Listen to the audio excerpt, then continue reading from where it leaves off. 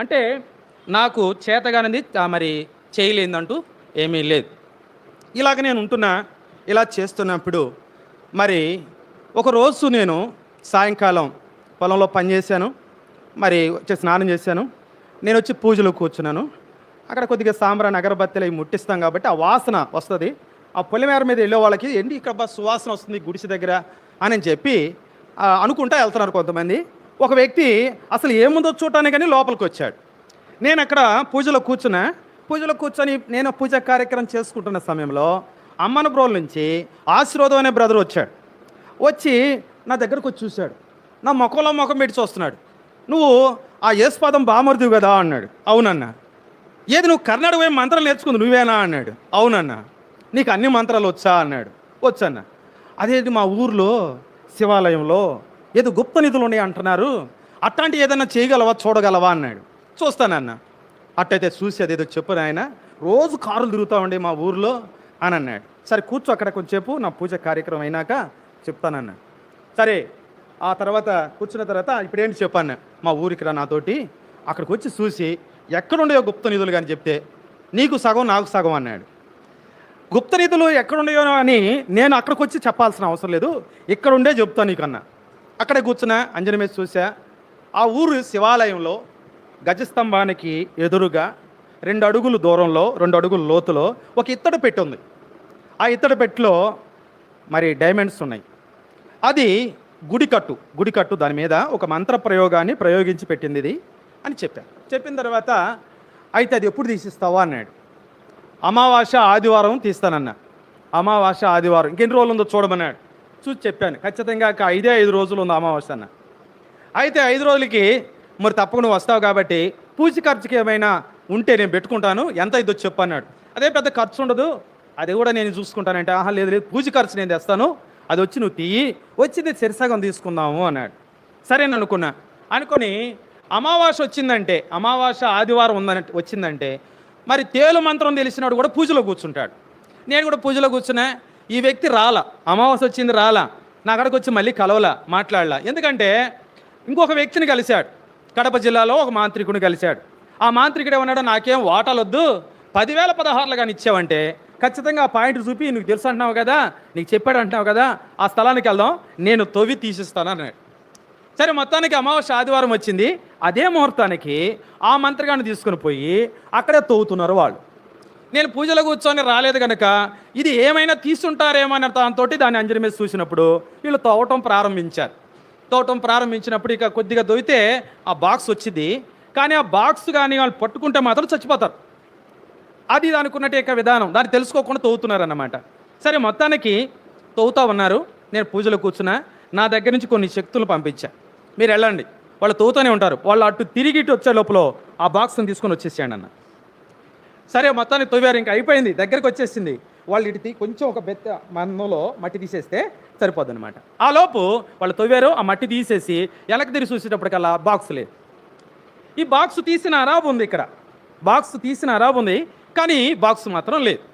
ఇక వాళ్ళు చూసుకొని, అరే ఇప్పుడే కదా మట్టి తీసాం, అంతా సదరంగా వచ్చింది, ఇది ఇంత గుట్టబడిపోయింది, ఇక్కడ ఉన్నట్టు యొక్క వస్తువు ఏమైంది అని చెప్పేసి వాళ్ళు అనుకుంటూ ఉన్నప్పుడు అప్పుడు అనుకున్నాడు, ఇంకెవరు ఉంటాడు, వాడే తీసుంటాడు, వాడు అక్కడుండే ఇక్కడ ఉందని చూసాడు, వాడు తీసుకెళ్ళకుండా ఉంటాడా, కాబట్టి ఎవడు వాడు అంటే ఇంకెవడున్నాడు, పొలిమేర మీద ఉండాలి ఒకడు, వాడే తీసుకెళ్ళి ఉంటాడు అని అనుకున్నాడు.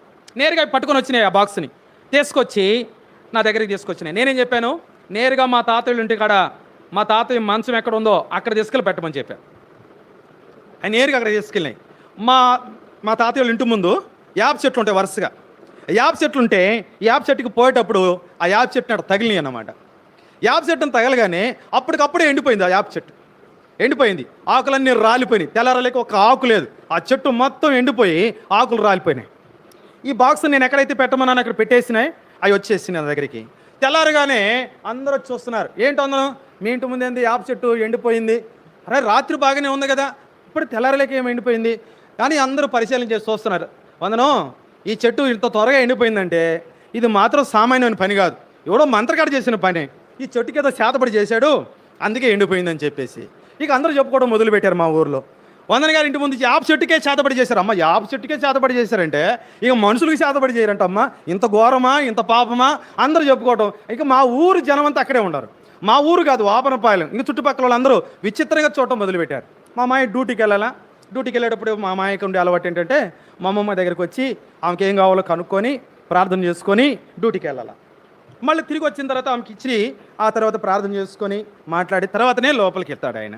ఇది అలవాటు. ఆయన వెళ్తున్న సమయంలో వాళ్ళకి చెప్పేసాడయ్యా, ఎవరైనా ఉంటే కొట్టేసేయండి, మీకు ఎంత కావాలో ఇచ్చేస్తా, అది ఉండకూడదు అంటున్నారు ఇంటి ముందు, నేను వచ్చేలేక ఆ పని చేయండి అని చెప్పాడు. ఆ కొట్టి దాన్ని ముక్కలు చేసి తీసేశారు. మా అమ్మమ్మని అడిగాడు ఏం కావాలో, ఆ అడిగి తెచ్చిచ్చాడు, ప్రార్థన చేసుకున్నాడు, పోయాడు లోపలికి. ఇక ఆ రాత్రి నేను ఈ యొక్క బాక్స్ మీద ఉన్న శక్తిని పిలిచి అడిగాను, నీకేం కోరిక ఉంది అంటే ఆ శక్తికి ఒక కోరిక ఉంది, ఆ కోరిక తీరిస్తే అది వెళ్ళిపోద్ది, ఇక ఆ పెట్లో ఉన్నాయని నేను వాడుకోవచ్చు, ఉపయోగించుకోవచ్చు. కాబట్టి నేను అడిగాను, నీకేం కోరిక ఉంది చెప్పన్నాను. నాకు నరభక్షం కావాలా అంది. అంటే మనిషి మాంసం కావాలా, మనిషిని బలియాలా, ఆ రక్తంలో ముగ్గేయాలా, ఆ ముగ్గేసి రమ్మంటే ఆ ముగ్గులో వచ్చి కూర్చుంటుంది. కూర్చున్న తర్వాత దానికి కావలసిన ఆ యొక్క మాంసాహారాన్ని ఆ భక్ష్యంగా అంటే తినడానికి ఆహారంగా ఇస్తే తినేసి వెళ్ళిపోద్ది అన్నమాట. ఇది నరబలి అంటారు. నరబలి కోరుతుంది, బలి కోరుతుంది అంటారు. ఆ బలి కోరుతుంది కాబట్టి నరభక్ష్యం కావాలంటే ఇస్తాను పో అన్న. ఇస్తానంటే ఎవరిని ఇస్తే కాదు, నాకు మరియమ్మ కావాలా అంది. మరియమ్మ అంటే మా అమ్మమ్మ పేరు మరియమ్మ. మా అమ్మమ్మ పేరు మరియమ్మ అయితే సరే, మా అమ్మమ్మని కాకుండా ఎవరైనా సరే మరియమ్మలు ఎంతమంది కావాలో కోరుకో, ఇచ్చేస్తానన్న. నాకు ఎవరొద్దు, ఆ మరియమ్మే కావాలా.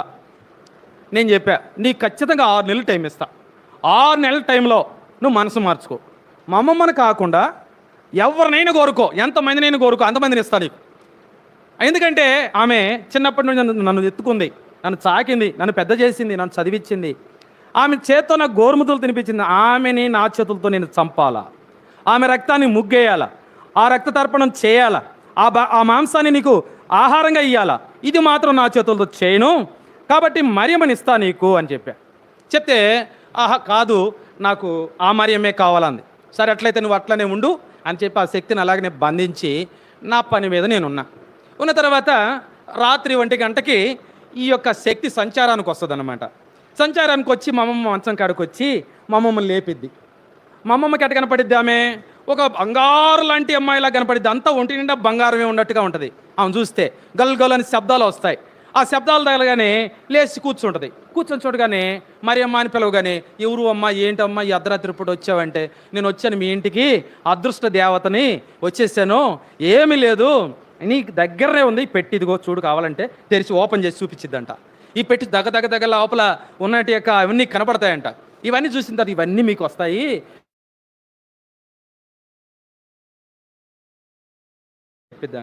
ఈ విషయాలన్నీ రాత్రంతా ఈ యొక్క శక్తితోటి గడిపిన మా అమ్మమ్మ ఉదయకాలం మా మామయ్య వచ్చి ప్రార్థన చేయడానికి రాగానే మా మామయ్య గడికి వచ్చి చెప్పిద్దంట, అయ్యా మరి నాకు ఇంకా మందులు ఎందుకురా, నాకు ఇంకేం వద్దురు వందనమా, ఇంకా నేను చచ్చిపోయేదానికి నాకు ఎన్ని మందులు తేవడం ఇవన్నీ ఎందుకురా, నా తలకడ ఒక పెద్ద పెట్టి ఉంది, ఆ పెట్టి రోజు తీసుకుని వచ్చి నాకు చూపిస్తూ ఉంది, దాన్ని దగ్గర వస్తువులు కనపడతా ఉన్నాయి, కాబట్టి అయ్యా నన్ను కానీ బలిస్తే ఆ పెట్టిని తీసుకోవచ్చు అంట, వందనమా పని చేయరా తొందరగానే అన్నాడు. అమ్మా అది సైతాను, అది మనకు అక్కర్లేదు, ఆ పిశాసి మనకు అక్కర్లేదు, ప్రార్థన చేద్దాం, దేవుడు మనకు సమృద్ధిగా ఇచ్చాడు, అవన్నీ మనకు అక్కర్లేదు, ప్రార్థన చేస్తే అది వెళ్ళిపోద్దమ్మా అని చెప్పంటే, లేదు నాయన రోజు వచ్చి లేపుతుందిరా, నన్ను రోజు వచ్చి లేపుతుంది అని చెప్తూ ఉంటుందంట. ఇట్లా జరుగుతూ ఉంది ఈ విషయం. ఈ యొక్క అమ్మనబ్రోల్లో ఉన్న అబ్రహాం వారి ఆశీర్వాదం అనే అబ్బాయి మా మండలంలో చెప్పాడు. మా మండలంలో అక్కడక్కడ కనపడ్డాడికి ఫలానోడు కర్ణాటక పోయి మంత్రాలు నేర్చుకున్నాడు, వాడు సామాన్యుడు కాదు, వాడు ఎక్కడో పులిమేర మీద కూర్చొని అమ్మనబ్రోలు శివాలయంలో ఉన్న పెట్టినే లేపుకొని పోయాడు, ఈ సంగతి చెబుతూ ఉండేలకి అంత మంత్రగాడ అట్ట మా మండలం తెలిసిపోయింది. ఆ సంగతి మా మండలం తెలిసేటప్పటికల్లా ఒకరోజు నేను పూజలో కూర్చున్నా, ఖచ్చితంగా 6 గంటలకల్లా ఒక కారు వచ్చి ఆగింది. సరే కార్లు అంటే అటు వస్తుంటాయి, పొలిమేర మీద పోతుంటాయి కదా అనుకొని పూజలు కూర్చున్నలకి ఒక బక్క చిక్కిన ముసలాయన నాకు ఎదురుకు వచ్చి ఇలా దండం పెడతా నుంచున్నాడు. నేను పూజలో పూజ చేసుకొని ఇటు కళ్ళు తెరిచి చూసేటప్పటికల్లా ఆయన ఇటు దండం పెట్టుకుంటూ నుంచున్నాడు. చూసేలకి ఎవరు నువ్వు అన్నాడు. స్వామి, ఆరోగ్య స్వామి అంటున్నాడు. మళ్ళీ నాకు పేరు పెట్టాడు. నేను ఇప్పుడు ఆరోగ్యాన్ని కాదు, ఆరోగ్య స్వామిని. ఏంటి నీ సంగతి అన్న? ఏమి లేదు స్వామి, ఒక్కసారి మీరు మా ఇంట్లో మీ పాదాలు పెడితే చాలు స్వామి, మా ఇంట్లో అని చెప్పాను. ఏంటి పాదాలు పెట్ట, నీ గురించి అంత ఆశీర్వాదం చెప్పాడయా, నువ్వు అంత అద్భుతమైనటే వ్యక్తి అంట, నువ్వు వచ్చి నీ లాంటి వాళ్ళు రావాలయ్యా నా ఇంటికి అని, అందుకని కారు కూడా తీసుకొచ్చాను స్వామి, దయచేసి కాదనుకుండా రండి స్వామి అని. సరే అక్కడ ఉన్న నేను పూజ చేసుకొని వస్తానని చెప్పి నా పూజ కార్యక్రమం అయింది. ఆయన ఎందుకు వస్తాడని నేను చెప్పాను కదా మీ కర్ణపిశాసి అని, ఆ కర్ణపిశాసిని పిలిచి అడిగాను అనమాట.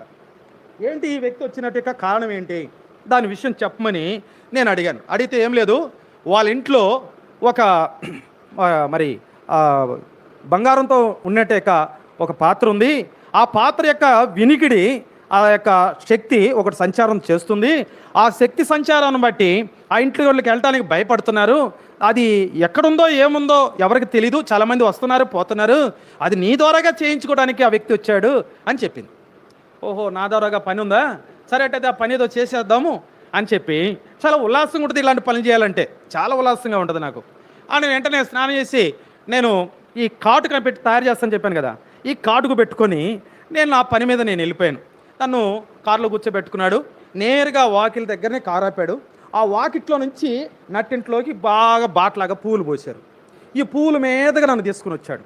ఇక్కడ వేస్తే ఒక కుర్చీ వేసారు, కూర్చుంటే ఆ తల్లి వచ్చేసి ఒక ఎండి పాత్ర తీసుకుని వచ్చి నా పాదాల కింద పెట్టి పన్నీరు తీసుకొచ్చి నా పాదాలకు కడిగి ఆ పన్నీర్ని మరి తీర్థంగా తీసుకొని తల మీద చల్లుకుంటున్నారు. తల మీద చల్లుకో, నువ్వు కూడా చల్లుకో, అందరూ చల్లుకోండి, ఆ ఇంట్లో కూడా ఇంట్లో కూడా ఆ బీరువా తీసి బీరువాలో కూడా చల్లుకో, బీరువా. ఇట్లా ఏంటి అంటే స్వామి జలాలు చల్లుకోండి, పేడ పిశాసి ఏమన్నా పోతాయి, కర్మలు ఉన్నాయని పోతాయి అని చెప్పి అందరూ నా పాదాలు కడిగిన పన్నీరు తీర్థంగా తీసుకున్నారు. వాళ్ళ తల్ల మీద చల్లుకున్నారు, బిడ్డల మీద చల్లుకున్నారు, వాళ్ళ బీరువాలో చల్లుకున్నారు, వాళ్ళ ఇళ్లలో అన్నిట్లో, హాల్లో, కిచెన్లో, బెడ్రూమ్లో అన్నిట్లో చల్లుకున్నారు. ఈ తర్వాత అక్కడ కార్యక్రమం ఏంటో చేశాను, వచ్చేసాను. ఇక అక్కడి నుంచి నా పేరు మారిపోయింది. అప్పుడు దాకా ఆరోగ్యం అని పిలిచేవాళ్ళు, ఇక ఆరోగ్య స్వామి. ఈ ఆరోగ్య స్వామిని గురించి సల్లంగా మా జిల్లాకి తెలిసింది. ఈ జిల్లాలో ఉన్నట్టు మరి ఈ గుప్త నిధుల మీద తిరిగేవాళ్ళు వాళ్ళకి దొరికి ఇక టీములుగా నా దగ్గరికి రావడం, నన్ను తీసుకొని పోవడం, వాళ్ళ పని చేసుకోవడం, మళ్ళీ తెరలేక తీసుకొచ్చి నన్ను ఇక్కడ వదిలిపెట్టడం. ఇట్లా దారి ఖర్చు, పూజ ఖర్చు నాకేమి ఇచ్చేదిలే, మొత్తం వాళ్ళకి తీసి ఇచ్చేది. అదేమంటే నువ్వు చిన్నవాడు కదా, నేను చాలా చిన్నవాడు కదా. వాళ్ళు ఏమంటారంటే, స్వామి ఈ చిన్న వయసులో నీకేమీ అవసరం ఉంది స్వామి, నీకు ఏదైనా ఒక టెంపుల్ కట్టాలా చెప్పు, ఆ ఏరియా ఎక్కడ కట్టాలో చెప్పు, ఆ స్థలం కొంటాం, అక్కడ కట్టేస్తాం, నువ్వు ఏ రకం కట్టమంటే ఆ రకం కడతామంటారు. ఏమి చేయరు, మొత్తానికి మాత్రం చేస్తున్నారు. ఇట్లాగా అన్ని రాష్ట్రాల్లో, అన్ని ప్రాంతాల్లో తిరగడం మొదలుపెట్టాను. ఇలా తిరుగుతూ ఉండగా గోల్కొండ శివరస్తాలో ఒక నవాబు ఒక ఇల్లు కట్టాడు. ఆ ఇల్లు కాళికాశక్తి మరి యొక్క గుడి శిథిలావస్థలో ఉన్నప్పుడు శిథిలమైపోయింది, దాని సదరం చేసి దాని మీదనే కట్టేశాడు ఇల్లు. అది కరెక్ట్ బెడ్రూమ్లోకి వచ్చింది. అదంతా కట్టేసి రెంట్కి ఇచ్చాడు. ఆ బెడ్రూమ్లో ఎవరైతే భార్యాభర్తలు ఉంటారో వాళ్ళు తెల్లారో చచ్చిపోతారు. చచ్చిపోయేటప్పటికల్లా వాళ్ళు ఖాళీ చేశారు ఇల్లు. మళ్ళీ ఇంకొకరు వచ్చారు, వాళ్ళు కూడా చచ్చిపోయారు. వాళ్ళు కూడా ఖాళీ చేశారు, మళ్ళీ ఇంకొకరు వచ్చారు, వాళ్ళు కూడా చచ్చిపోయారు. ముగ్గురు చనిపోయేటప్పటికల్లా భయం వేసింది ఆ ఇంట్లో ఉన్నట్టు మొత్తానికి. ఇదేంది, మొన్న వాళ్ళు చచ్చిపోయారు, నిన్న వీళ్ళు చచ్చిపోయారు, ఇవాళ వీళ్ళు చచ్చిపోయారంటే ఆ ఇంట్లో ఏదో ఉంది. మొత్తం ఖాళీ చేశారు, 2 ఫ్లోర్లు ఇల్లు ఖాళీ చేసేసి. ఖాళీ చేసిన తర్వాత 5 రాష్ట్రాల నుంచి మంత్రగాళ్ళని తీసుకొచ్చాడు. 5 రాష్ట్రాల నుంచి మంత్రగాళ్ళని తీసుకొస్తే 5 రాష్ట్రాల్లో ఎక్కడ చూసినా కానీ, ఎవరు చూసినా కానీ దాన్ని బయటికి తీలేకపోయారు. సరే, మొత్తానికి నా పేరు ఎలా తెలుసుకున్నారో, నా అడ్రస్ ఎలా తెలుసుకున్నారో, నా గురించి ఎవరో చెప్పారు. చెప్పిన వెంటనే ఆ నవాబు ఏం చేశాడంటే కుర్రోళ్ళకి చెప్పేశాడు, రేపు పోయి అక్కడ నాగులపులపడట, ప్రకాశం జిల్లా వాబనపాలెం దారిలో మరి రాపర్లెల్లి రోడ్లో ఒక పొలిమేర మీద ఓ పాకాలో ఉంటాడట, అక్కడికి వెళ్ళి తీసుకోరండి అని చెప్పాడు. చెప్తే వాళ్ళు అన్నారు, అక్కడ పోయినాక ఆయన రాకపోతే ఏం చేయాలా అన్నాడు. ఏం చేస్తారు రా, అరే ఒక వ్యక్తిని తీస్తారట, దున్నలాలు ఉన్నారు మీరు, ఒక వ్యక్తిని తీస్తారు, పోయి తాడు తీసుకొని కాళ్ళు గుడ్డే వాళ్ళు కట్టేసి ఆ డిక్కీలు వేసుకొని రండి రా అన్నాడు. అంటే నేను పూజలో కూర్చోగానే నాకు ఈ కర్ణపిశాసి దగ్గరికి వస్తుంది, వచ్చి నా చెలువు చెబుతుంది, రేపు సాయంత్రం 6 గంటలకి నీ దగ్గరికి గోల్కొండ శివరస్తా నుంచి నవాబు మనుషులు పంపిస్తున్నాడు. దేనికేముంది, వాళ్ళ ఇంట్లో ఇలాంటి కార్యక్రమం ఉంది, 5 రాష్ట్రాల నుంచి మంత్రగాళ్ళు వచ్చారు, వాళ్ళ వల్ల కాల, అది నీ ఒక్కడ మళ్ళీ సాధ్యమవుతుంది, కాబట్టి నీకోసం వాళ్ళు పంపిస్తున్నారు, ఒకవేళ నువ్వు రానంటే నీ కాళ్ళు చేతులు కట్టేసి డిక్కీలో వేసుకొని రమ్మని చెబుతున్నాడు వాళ్ళ బాసు, కాబట్టి దీని విషయంలో చాలా చాకచక్యంగా నువ్వు ముందుకు వెళ్ళాలా అని చెప్పింది. వస్తున్నారా? వచ్చేస్తారు, 6 గంటలకు వస్తారు వాళ్ళు. పూజ కార్యక్రమం చేసుకుంటా ఉన్నా, 6 గంటలకు కారు వచ్చేసింది. వాళ్ళు కారు దిగారు, అందరూ కొన్ని మారణాయుధాలు తీసుకొని వచ్చారు. తాళ్ళు గిళ్ళు అంటే ఉన్నాయి, దాంట్లోనే ఉన్నాయి. అన్నీ తీసుకొని వచ్చారు. మొత్తానికి పూజ చేసే దగ్గరికి వచ్చారు. వచ్చి స్వామి అని ఇట్లా అందరూ చేతులు ఎత్తి నమస్కరిస్తూ వచ్చినారు. స్వామి అనగానే ఎక్కడి నుంచి వచ్చారు అన్నాడు. అక్కడి నుంచి వచ్చారు అనగానే మేము హైదరాబాద్ నుంచి వచ్చాం. అయితే హైదరాబాద్ నుంచి వస్తే తాళ్ళు ఏమి తీసుకురాలేదే అన్న. తాళ్ళు ఎందుకు స్వామి అన్నాడు. అరే తాళ్ళు ఎందుకంటాను, నన్ను కాళ్ళు చేతులు కట్టేసి డిక్కీలో పెట్టుకొని తీసుకొని పోవాలి కదా, అవసరమైతే మీ దగ్గర కత్తులు ఉంటే చూపించాలి కదా, అవి కూడా చూపించాలి కదా, నాకు బెదిరించాలి కదా, ఇట్లాంటివి ఏం చేయకుండా నన్ను రమ్మంటారు స్వామి అని చెప్తున్నారు నిదానంగా. ఏంటి ఇదంట అంటే రాత్రి ఎప్పుడో అక్కడ నిన్నటి రాత్రి ఏదో మాట్లాడుకున్న విషయం ఈ రోజు రాత్రికి ఇటుకి ఎట తెలిసిందని చెప్పి అందరూ నాకు వైపు చూస్తూ ఉన్నారు. ఇట్లాగా మాంత్రిక విద్యలో మరి నిమగ్నత కలిగి నాకు ఎదురులేని వాడిగా నేను ఉండేవాడిని. సరే మొత్తానికి వచ్చారు. స్వామి నిన్ను మా గురుగారు తీసుకురమ్మన్నాను నేను అని అంటే, నేను ఇప్పుడు రాకపోతే ఏం చేస్తారు అన్నాను. ఏం చేసేది స్వామి, ఎట్లయినా కానీ తీసుకోరమ్మన్నారు అని అన్నాడు. సరే అట్టయితే మరి మీరు కాలు కొద్దిగా వెనక్కి పెట్టండి అన్న. వెనక్కి పెట్టారు అందరు కాలు ఒక కాలు వెనక్కి పెట్టారు. వెనక్కి పెట్టి రండి ముందుకు రండి అన్న.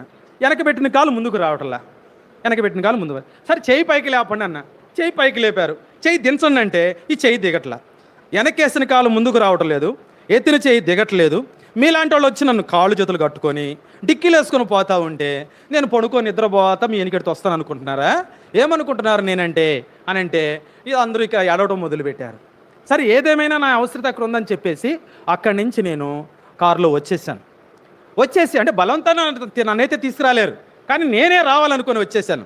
వచ్చిన తర్వాత ఆ ఇంటికి అష్టదిగ్బంధనం చేసి నేను చెప్పాను, పొడ మచ్చలేని నల్లని మేకపోతే ఒకదాన్ని తీసుకురండి, మీరు ఎక్కడ తెస్తారో తెలియదు, నాకు ఖచ్చితంగా 3 గంటల టైంలో తీసుకొచ్చి నాకు ఇవ్వాలన్న. ఇక చూసుకోవాళ్ళు అన్నీ మరి యొక్క మార్కెట్లు శాఖ ఊళ్ళలోకి గ్రామాల్లోకి పంపించేశారు. ఎక్కడ పొడ ఉండకూడదు, ఎక్కడ మచ్చ ఉండకూడదు, అలాంటి నల్లని మేకపోతున్న ఒకదాన్ని తీసుకొచ్చి ఇచ్చారు. ప్రస్తుతానికి ఆ రూమ్లో తీసుకెళ్ళాను. ఎక్కడైతే ఆ యొక్క వ్యక్తులు చనిపోతున్నారో అదే ప్లేస్లో దాన్ని వధించి ఆ రక్తాన్ని ముగ్గేసి పేరు పెట్టి పిలిచాను. కాళికాశక్తి ప్రత్యక్షమైంది.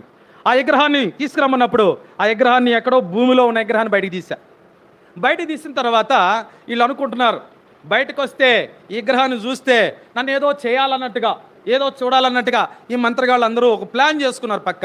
నాకు ఈ శక్తి ఉంది కదా నా పక్కన, ఈ కన్నప్రసాద్ చెబుతుంది, నువ్వు కానీ ఇదే రూపంలో బయటికి తీసుకెళ్తే వాళ్ళు నిన్ను ఏమైనా చేయగలరు, కాబట్టి దీని రూపాన్నే మార్చు అని చెప్పింది.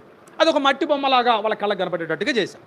బయట తీసుకొచ్చా. నా బాబు ఇది తీసుకెళ్ళి మీ ఇంట్లో పెట్టుకున్నా. స్వామి నాకు అది అక్కర్లేదు అన్నాడు. సరే ఏం చేయాలి, ఎక్కడ ఈ యొక్క విగ్రహాన్ని ఎక్కడ తీసుకెళ్ళాలా? అప్పుడు నేను అడిగాను, ఎక్కడైనా అమ్మవారి ఆశ్రయం ఉందా అన్నాను. ఉంది స్వామి అన్నాడు. ఎక్కడ?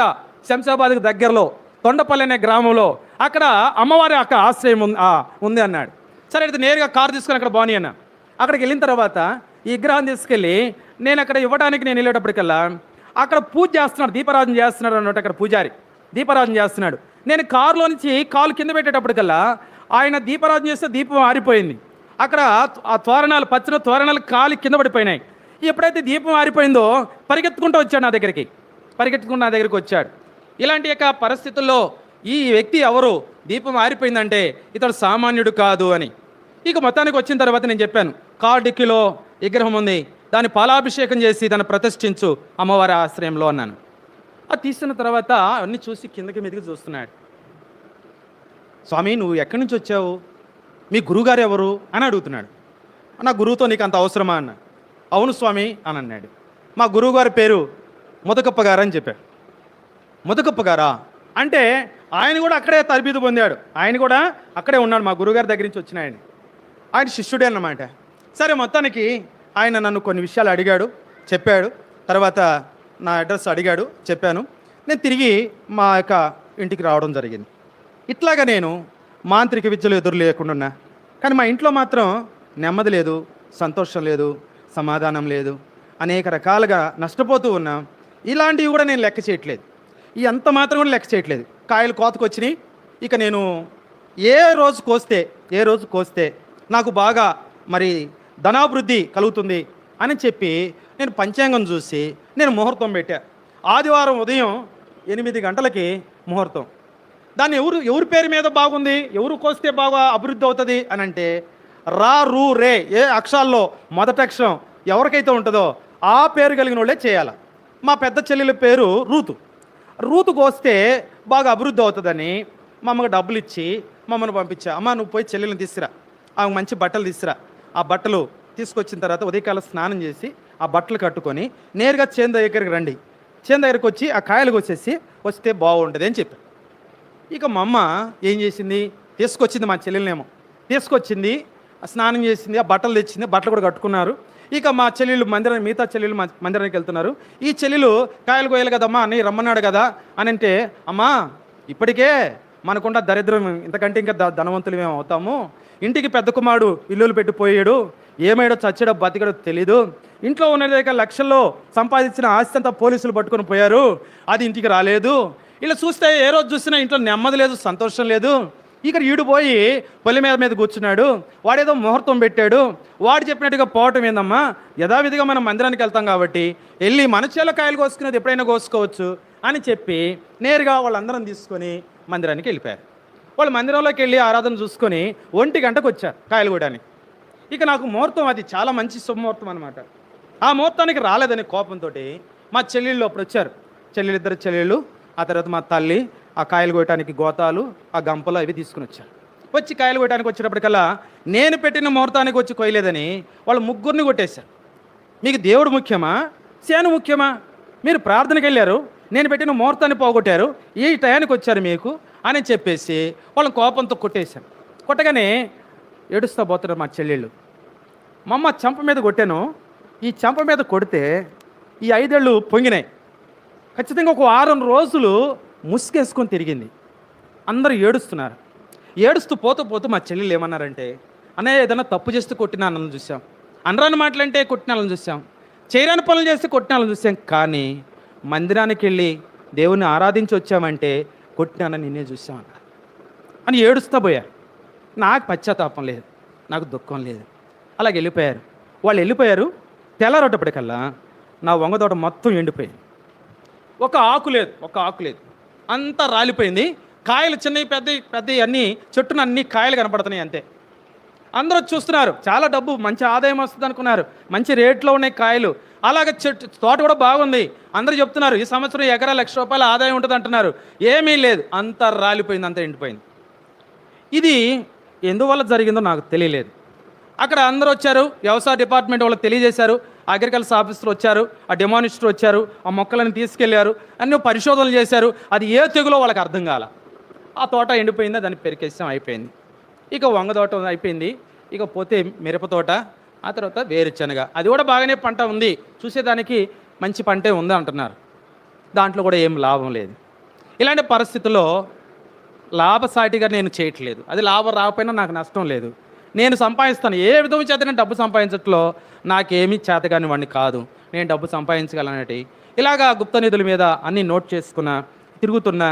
నాకు చాలా విద్య గర్వం ఉంది, ధనగర్వం ఉంది, అన్నిట్లో గర్వించి అతిశయించున్నాను.